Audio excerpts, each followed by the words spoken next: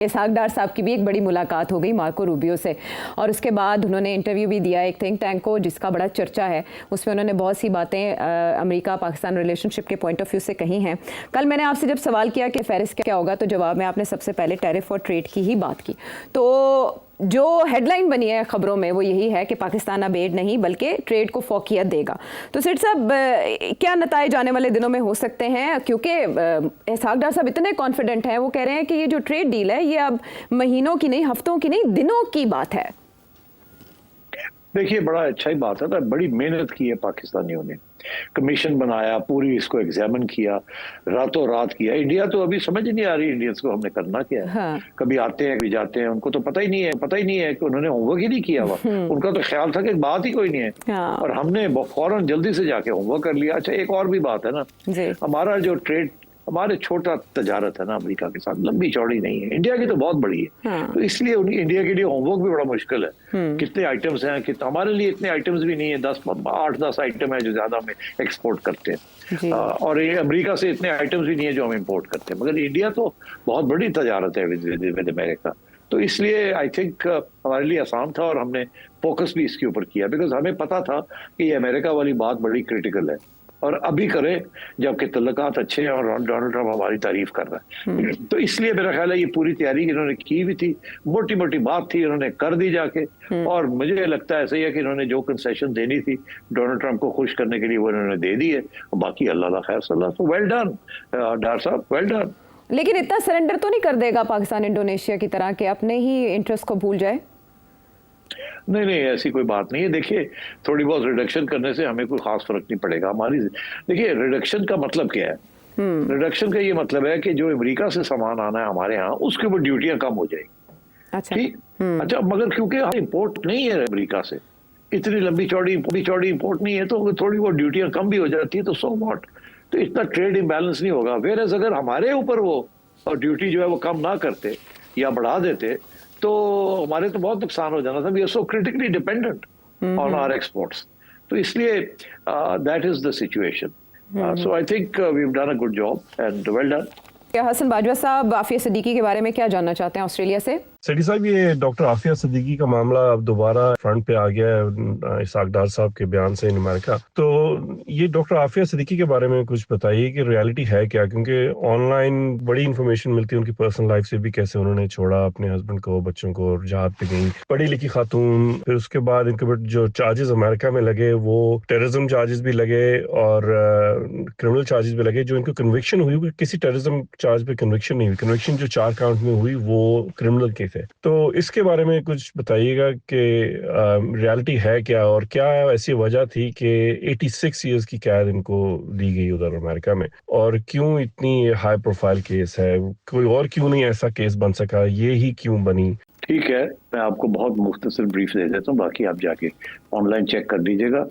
देखिए, आफिया सिद्दीकी साहिबा का जो ताल्लुक था, अकॉर्डिंग टू CIA रिकॉर्ड, वो डॉक्टर खालिद शेख के साथ था, जो गुआंतानामो बे में भी काफ़ी अरसा रहे।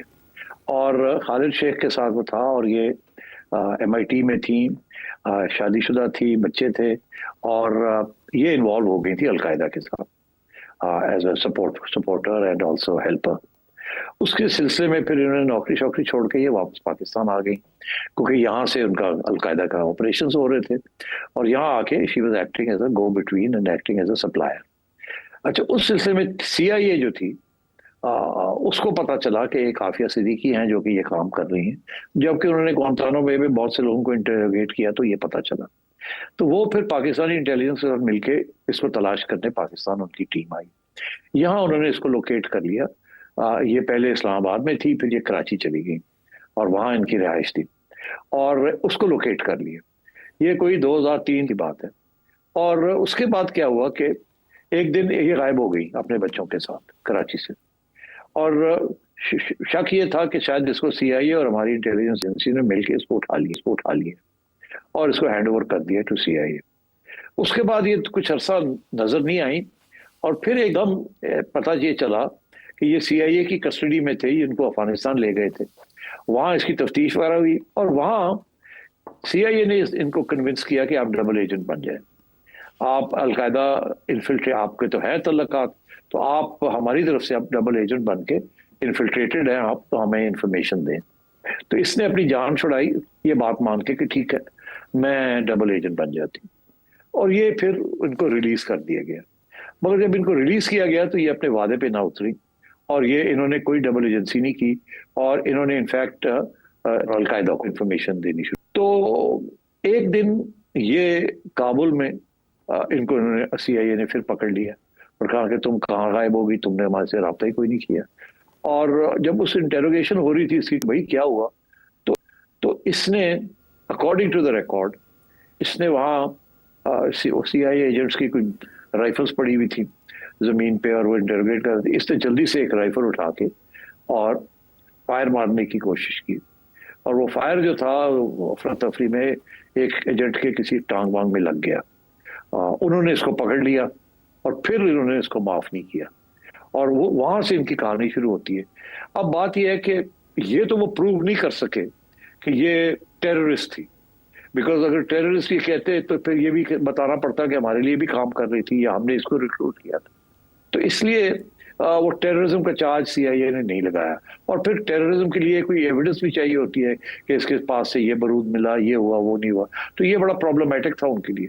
मगर जो चीज़ जिसके ऊपर एविडेंस थी उनके पास वो ये थी कि इसने बंदूक उठा के और गोली मारी थी एक CIA एजेंट। तो उन्होंने बेसिकली मेरा बिहाइंड द सीन्स जज वगैरह को बता दिया होगा कि है क्या, मगर जहाँ तक कानून का तकाजा था वहाँ इन्होंने क्रिमिनल चार्जेस फाइल किए, और ये इस किस्म के criminal charges attempt to murder CIA और अमेरिकन ऑफिशियल। इसलिए फिर और उनको इतनी लंबी चौड़ी सजा हुई। सिर्फ ये नहीं कि आपने गोली चलाई, ये कि आपने CIA के लोगों के ऊपर आपने गोली चलाई। तो CIA और हमारे दुनिया की कोई भी इंटेलिजेंस एजेंसी हो वो माफ नहीं करती किसी अपने एजेंट को जो कि उनके खिलाफ हो जाए, जो कि अपना बंदा हो और उनके खिलाफ हो जाए, और जिसको उन्होंने खिलाया पिलाया हो या उसको माफ किया हो या उसको कोई सहूलत दी हो, और वो फिर जाके इनके साथ बिट्रे करे इनको, तो फिर वो कभी नहीं माफ करते। बिकॉज ये हर डबल एजेंट के लिए, हर एक के लिए एक सबक होता है। तो इसीलिए आफिया को माफ नहीं किया उन्होंने और सख्ती से उसको रखा हुआ है। ये तो होगी उसकी छोटी सी कहानी। इतने बड़े डॉक्यूमेंट्स हैं, इतने थद्दी है डॉक्यूमेंट्स की of recordings and evidence that was presented in court, जिसमें मैंने सारी मोस्टली वो मैंने पढ़ी थी पुराने जमाने में 10-20 साल पहले जब ये सब कुछ हुआ। तो अब बात ये है कि डार साहब ने जो जिक्र किया है, ये एक तरफ तो डार साहब ने उनका हवाला दिया है और वो कह रहे हैं कि आउट ऑफ कॉन्टेक्स्ट है। हाँ, वो आउट ऑफ कॉन्टेक्स्ट तो है भी और नहीं भी। आउट ऑफ कॉन्टेक्स्ट ये है कि वो ये नहीं कह रहे थे कि वो गिल्टी है, वो यही कह रहे थे कि देखिए हम मदाखलत नहीं करते हैं, हमने हमारी तरफ से जो मदाखलत नहीं, जो इंटरवेंशन हुई है, मदाखलत नहीं कह सकते उसको आप, हमारी तरफ से जो पेशकदमी हुई है डॉक्टर आफिया के बारे में, वो ये हुई है कि हमने उनको अमेरिकन को कह के काउंसलर एक्सेस दिया, तो इनकी बहन को फैसिलिटेट किया कि वो जाके मिले उनको, and so on and so fourth. हमारी एम्बेसी काफ़ी बिजी रही है कुछ साल पहले इन चीज़ों में। मगर इसके अलावा भी अभी भी हम अमेरिका को ये कह रहे हैं कि आप इसको छोड़ दें, और मर्सी पिटिशन हमारी तरफ से और इसकी बहन की तरफ से गई थी टू प्रेसिडेंट जो बाइडन, जो उन्होंने रिजेक्ट कर दी जी। और अभी भी अब जो लेटेस्ट सिचुएशन ये है कि अदालत, पाकिस्तान की अदालत ने, एक जज साहब है, उन्होंने ये हुक्म किया था कि शहबाज शरीफ साहब आके बताएं कि क्या कर रहे हैं आफिया के बारे में, आपने कुछ किया, उसकी हेल्प करी है, आपने क्या नेगोशिएशंस की हैं अमेरिकनों के साथ वगैरह। तो ये सिलसिला पाकिस्तान में अब चल रहा है, और उस सिलसिले में जज साहब ने जब ये कहा कि जी हमें बताएं, तो गवर्नमेंट की तरफ से कोई रिस्पांस नहीं आया। वो क्या रिस्पांस देते, वो तो अमेरिकनों के साथ बात भी कर रहे थे और शर्मिंदगी भी सी कि हम कर क्या सकते हैं। तो थोड़ी डिले हो गई, तो जज साहब ने कंटेम्प्ट नोटिस कर दिए कि जी प्राइम मिनिस्टर के खिलाफ कंटेम्प्ट नोटिस, और कैबिनेट के खिलाफ, कि हमें आपसे कहा था कि कैबिनेट में डिस्कस करके हमें बताएं क्या कर रहे हैं आपके आफिया के लिए। क्योंकि पाकिस्तान के अंदर एक रिलीजियस लॉबी तो है ना, जो कि ये कहती है कि उसको रिहा करवाया जाए, उसको पाकिस्तान लाया जाए एंड सो ऑन। जज साहब अभी भी गरज रहे हैं, वो कहते हैं बताएं मुझे ये है वो है। और अब ये एक कमेटी बना दी है शहबाज शरीफ साहब ने कि जो सवाल मसले हैं सारे आफिया के बारे में उसको निपटा जाए, उसको देखा जाए। तो ये है करंट सिचुएशन। मेरा ख्याल है कि पाकिस्तान को ये डील करनी चाहिए कि आप शकील अफरीदी ले लें और हमें आफिया दे दें। मगर मैं आपको एक बात बताऊं, जैसे अमेरिकन CIA माफ करने के लिए तैयार नहीं है जी। आफिया को, इसी तरीके से हमारी एजेंसियां भी माफ करने के लिए तैयार नहीं है शकील को। तो ये एजेंसियां ऐसी होती हैं, उनसे माफी की तवक्को मत किया करें जब वो समझती हैं कि उनको नुकसान पहुंचाया गया है, किसी ने उनको नुकसान पहुंचाया। तो शकील अफरीदी का केस भी उसी किस्म का है। अमेरिकन कांग्रेसमैन कॉन्स्टेंटली जब भी यहाँ आते हैं वो आके कहते हैं कि जी शकील अफरीदी दे दो सानू, और ये आगे से कहते हैं जी हम क्या करें, वो तो केसेस अदालतों में हैं। तो इसलिए ये this is where the game is right now. ठीक है। वो और भी उस इंटरव्यू में बहुत सी अहम बातें थी, खुसूसन पाक इंडिया ताल्लुकात के हवाले से, लेकिन ये बात ऐसी कंट्रोवर्शियल बनी कि सोशल मीडिया पर छाई रही।